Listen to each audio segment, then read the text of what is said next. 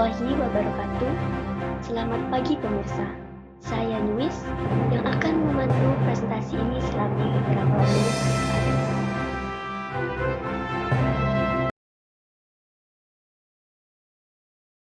Yang akan dibahas mengenai birokrasi Weberian, dan presentasi akan dipandu oleh rekan saya, Sofia Salsabila Ambaro.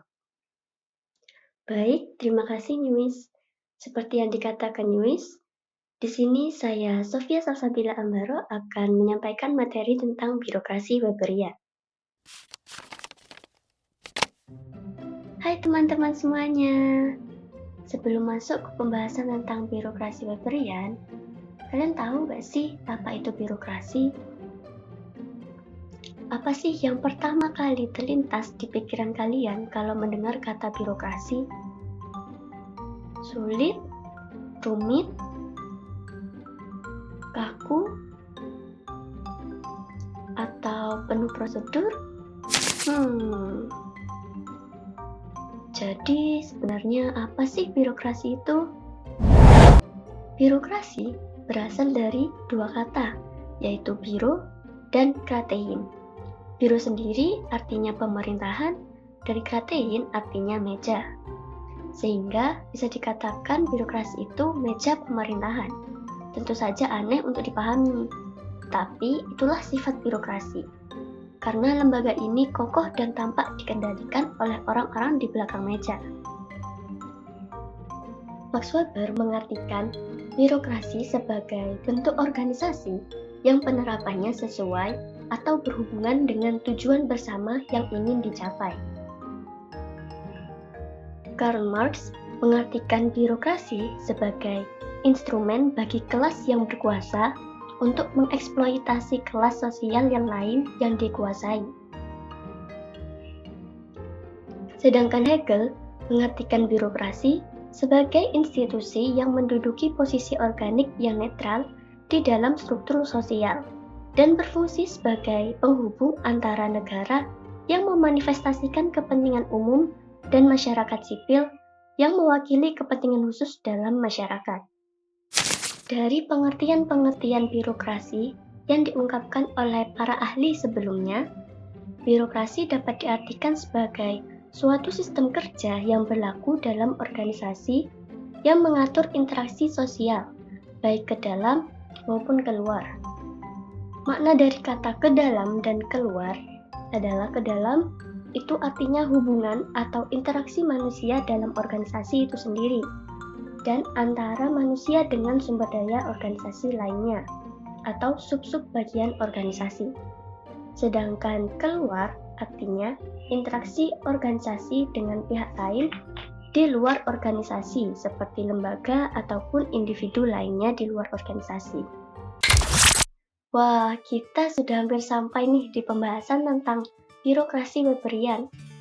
Nah, sebenarnya pendekatan birokrasi ini ada 3. Yang pertama, birokrasi dipandang sebagai rasionalisme prosedur pemerintahan dan aparat administrasi publik, atau yang disebut dengan birokrasi Weberian. Yang kedua, yaitu birokrasi dipandang sebagai organisasi yang membengkak dan jumlah pegawainya besar, atau disebut dengan Parkinson Law.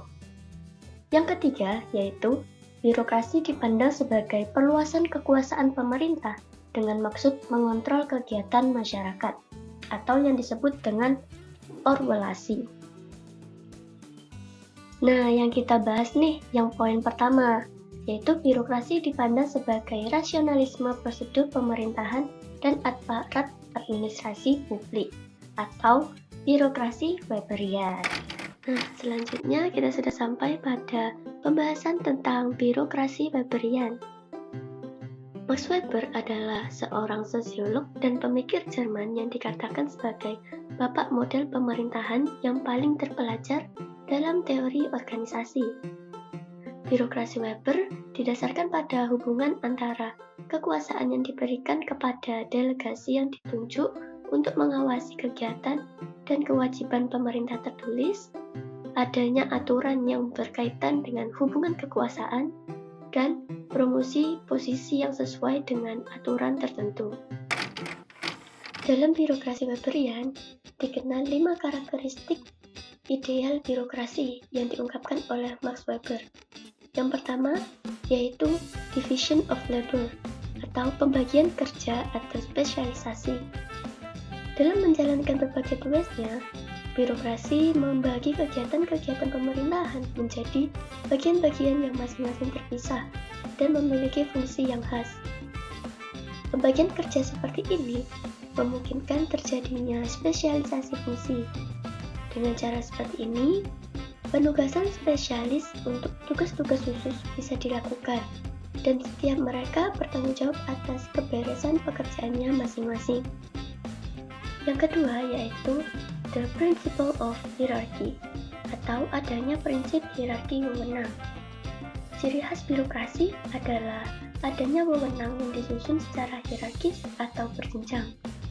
Hierarki ini bentuknya piramid yang memiliki konsekuensi.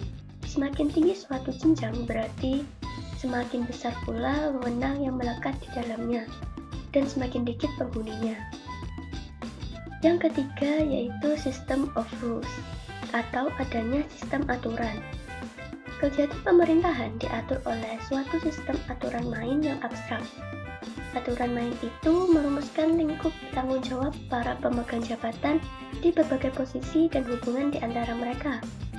Aturan-aturan itu juga menjamin koordinasi berbagai tugas yang berbeda dan menjamin keseragaman pelaksanaan berbagai kegiatan. Yang keempat yaitu formalistic impersonality atau hubungan impersonal. Para pejabat birokrasi harus memiliki orientasi impersonal yang mana mereka harus menghindarkan pertimbangan pribadi dalam hubungannya dengan bawahannya maupun dengan anggota masyarakat yang dilayaninya. Hal ini dimaksudkan untuk memberikan perlakuan yang adil bagi semua orang dan persamaan pelayanan administrasi.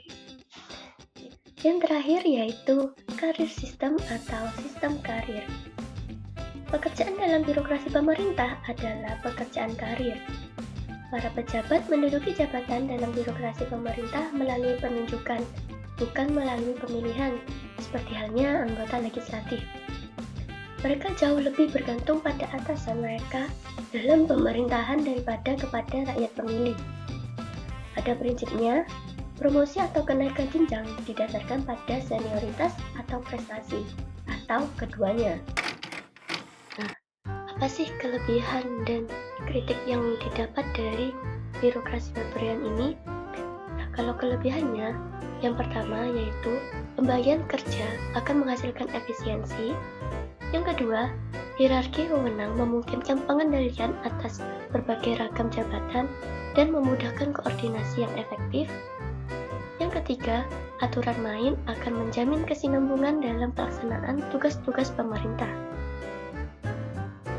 Yang keempat, personalitas hubungan menjamin perlakuan yang adil bagi semua anggota masyarakat dan mendorong timbulnya pemerintah yang demokratik. Yang kelima, kemampuan teknis menjamin bahwa hanya orang-orang yang ahli yang menduduki jabatan pemerintahan dan para pejabat itu tidak mudah dijatuhkan oleh tekanan-tekanan dari luar. Sedangkan kritik yang didapat dari birokrasi Weberian ini, yang pertama, birokrasi yang rasional cenderung berdampak pada pemisahan orang-orang dari sarana-sarana produksi dan dapat menumbuhkan formalisme dalam organisasi. Yang kedua, tidak ada prinsip atau asas yang berlaku abadi. Situasi yang berbeda memiliki struktur birokrasi yang berbeda pula. Yang ketiga, struktur jabatan atau karir yang hierarkis bisa mendorong timbulnya solidaritas kelompok yang mengakibatkan perlawanan terhadap perubahan yang diperlukan. Yang keempat, norma impersonalitas pegawai atau pejabat dalam menjalankan tugas pelayanannya bisa menyebabkan timbulnya konflik dalam masyarakat sebagai pengguna layanan. Yeay, kata hari sudah selesai nih. Bagaimana teman-teman? Apa kalian sudah paham tentang birokrasi Weberian? Hanya itu yang bisa saya sampaikan. Saya kembalikan kepada Niwis. Baik, terima kasih Sofi atas pemaparan materinya. Sekian pemaparan materi yang bisa kami sampaikan. Terima kasih.